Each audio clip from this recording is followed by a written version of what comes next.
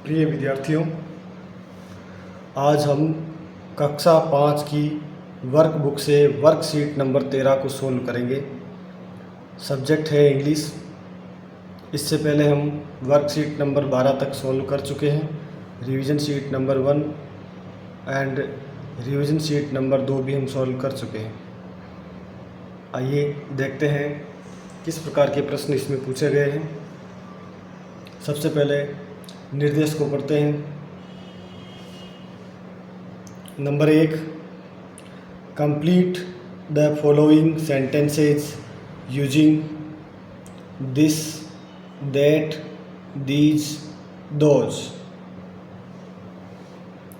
ये जो सेंटेंसेस दे रखे हैं, इनके अंदर पिक्चर की स्थिति को देखते हुए, पिक्चर की स्थिति, उसकी दूरी को देखते हुए हमें दिस, दैट, दीज और दोज का प्रयोग करना है। जैसा कि हम जानते हैं, दिस का अर्थ होता है यह, दैट का मतलब होता है वह, दीज का अर्थ होता है ये, दोज का अर्थ होता है वे। यह नज़दीक की कोई एक वस्तु के लिए आता है, वह दूर की किसी एक वस्तु के लिए प्रयोग करते हैं, ये पास की बहुत सारी वस्तुओं के लिए आता है, वे दूर की बहुत सारी वस्तुओं के लिए आता है। बहुत सारी वस्तु से मतलब है एक से अधिक वस्तु। वो 2 भी हो सकती है, 3 भी हो सकती है, या उससे कई ज़्यादा भी हो सकती है। आइए सेंटेंस नंबर 1 पढ़ते हैं। नंबर 1, ब्लैंक दे रखा है, उसके बाद इज़ माई पेन। पिक्चर के अंदर हम स्थिति देखेंगे।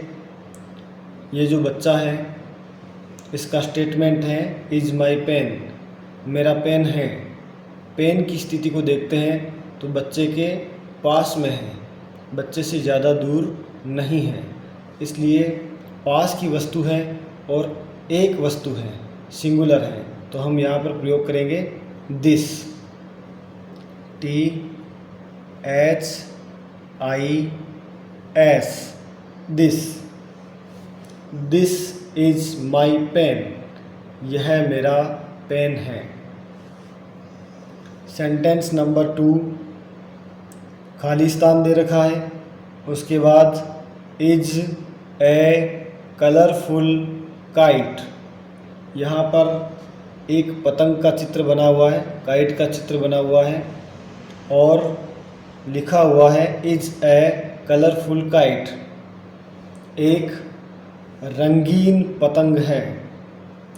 पतंग की स्थिति हम देखते हैं, एरो का निशान बना हुआ है, इसमें दूरी बताई गई है। यह अपनी स्थिति के अनुसार दूर बताया गया है, तो हम यहाँ पर दैट का प्रयोग करेंगे, क्योंकि काइट जो है सिंगुलर है, एक पतंग है। ए कलरफुल काइट, एक रंगीन पतंग। सेंटेंस 3 के अंदर देखते हैं। पहले ब्लैंक दे रखा है, उसके बाद लिखा एप्पल्स आर जूसी। यहाँ पर जो एप्पल है, रसदार एप्पल है, उसकी स्थिति इस लड़की के नज़दीक बताई गई है।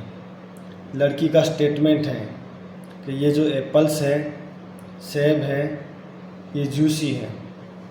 यहाँ पर हम देखेंगे एप्पल्स प्लूरल, आर ये भी बहुवचन के लिए आता है, और पिक्चर में देखेंगे तो हमें 2 एप्पल दिखाई दे रहे हैं, इसका मतलब एक से तो ज़्यादा ही है। अतः हम यहाँ पर इनकी स्थिति बताने के लिए प्रयोग करेंगे दीज या दोज में से किसी एक का। तो यहाँ पर स्थिति के अनुसार हम देखते हैं कि एप्पल्स जो है लड़की के पास है, लड़की से दूर नहीं है, इसलिए पास की वस्तुओं के लिए दीज का प्रयोग करेंगे। तो हम लिखेंगे these apples are juicy, THESE, these यानी ये, और ये किसके लिए? पास की वस्तुओं के लिए। नेक्स्ट सेंटेंस नंबर 4, पहले ब्लैंक दे रखा है, उसके बाद लिखा है are old chairs. Are plural के लिए प्रयोग होता है, ओल्ड चेयर्स, चेयर्स प्लूरल है, यानी कि यहाँ पर एक कुर्सी नहीं, एक से ज़्यादा कुर्सियाँ दिखाई गई हैं, ये बहुवचन है। दूसरी चीज़ हमें ये देखनी है कि कुर्सी की जो स्थिति है दूरी के आधार पर कैसी है। तो कुर्सी की स्थिति स्पष्ट रूप पर दिखाई दे रही है कि ये दूर रखी हुई है। तो दूर की वस्तुओं के लिए हम क्या प्रयोग करते हैं? वे, जिसको इंग्लिश में बोलते हैं दोज। तो हम लिखेंगे दोज आर ओल्ड चेयर्स, वे पुरानी कुर्सियाँ हैं। Next sentence, sentence number 5, blank के बाद सेंटेंस लिखा है इज़ ए क्यूट कैट। यहाँ पर बिल्ली के लिए बताया गया है, एक प्यारी बिल्ली है। कहाँ पर है बिल्ली? लड़की के पास या दूर? स्टेटमेंट जो है लड़की का है, लड़की बोल रही है एक प्यारी बिल्ली है। प्यारी बिल्ली कहाँ पर है? क्यूट कैट कहाँ पर है? लड़की के नज़दीक है, नज़दीक है। इसके बाद हम ये चीज़ भी देखेंगे कि कैट जो है वो सिंगुलर है, एक बिल्ली है। यहाँ पर आया ए क्यूट कैट, बिल्ली संख्या में एक है, और पास भी है। तो पास की वस्तु के लिए हम क्या लिखते हैं? दिस, सिंगुलर के लिए दिस आता है। तो हम लिखेंगे this is a cute cat. Next sentence देखते हैं, ब्लैंक के बाद सेंटेंस लिखा है इज ए स्कूल बस। एक स्कूल बस है, यहाँ पर एक स्कूल बस दिख रही है, एक सिंगुलर हो गया। तो इसके लिए सबसे पहले हम देखते हैं सिंगुलर के लिए यूज करते दिस और दैट। तो दिस और दैट में से यहाँ पर कौन सी चीज़ हम फिल करेंगे? बस की स्थिति देखते हैं। एरो यहाँ पर एक दूरी को दर्शा रहा है, बड़े एरो से हम समझ सकते हैं बस जो है वो दूर है। तो इसके लिए हम प्रयोग करेंगे that, THAT, that is a school bus. इस प्रकार से हमने दिस, दैट, दीज, दोज का प्रयोग सीखा। यहाँ पर लड़के के पास पेन था और सिंगुलर था, तो हमने यहाँ पर दिस का प्रयोग किया। पतंग की स्थिति जो है दूर की है, बड़ा एरो लगा हुआ है मतलब दूर है, तो यहाँ पर हमने दैट का प्रयोग किया। यहाँ पर एप्पल्स जो हैं लड़की के नज़दीक हैं, तो इसको हमने दीज से दर्शाया, क्योंकि पास की वस्तु के लिए दिस और दीज प्रयोग होता है। दिस होता है सिंगुलर के लिए, अकेले के लिए, और दीज होता है बहुत सारी चीज़ों के लिए, एक से अधिक के लिए। ठीक वैसे ही दैट दूर की वस्तु के लिए और दोज भी दूर की वस्तुओं के लिए। दैट अकेली वस्तु जो दूर है उसके लिए, और दोज एक से अधिक वस्तुएं जो दूर हैं उनके लिए प्रयोग होता है। तो यहाँ पर हमने चेयर के लिए, जो चेयर दूर रखी हुई है, तो हमने दोज का प्रयोग किया, क्योंकि चेयर जो है संख्या में एक से अधिक है। Those are old chairs. इसके बाद यहाँ पर हम देखेंगे लड़की का स्टेटमेंट है this is a cute cat. Cat चूँकि लड़की के नज़दीक है इसलिए हमने दिस का प्रयोग किया।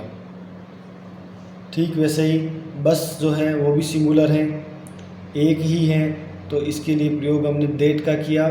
दैट का प्रयोग इसलिए किया कि ये दूर है, दैट यानी वह, that is a school bus. इस प्रकार से हमने ये सारे सेंटेंसेस कंप्लीट किए। नेक्स्ट इंस्ट्रक्शन को रीड करेंगे। Make your own sentences using this, that, these, those as instructed below. जैसा नीचे निर्देश दिए गए हैं वैसे हमें दिस, दैट, दीज और दोज का प्रयोग करते हुए सेंटेंस बनाना है। इसमें एक सेंटेंस पहले से बनाया हुआ है, दिस से बनाया, दिस इज ए पेन। अब हमें 3 सेंटेंस बनाने हैं। दैट से हम सेंटेंस बना सकते हैं that is a book. That का मतलब वह सिंगुलर के लिए आता है, तो हमने यहाँ पर एक सिंगुलर यूज किया है, a book. That is a book. Next sentence देखेंगे जिसमें लिखा है दीज। दीज पास की वस्तुओं के लिए आता है और प्लूरल के लिए आता है। These are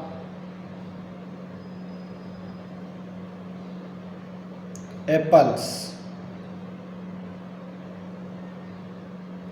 these are apples. ये सेब है। एप्पल्स प्लूरल है। यहाँ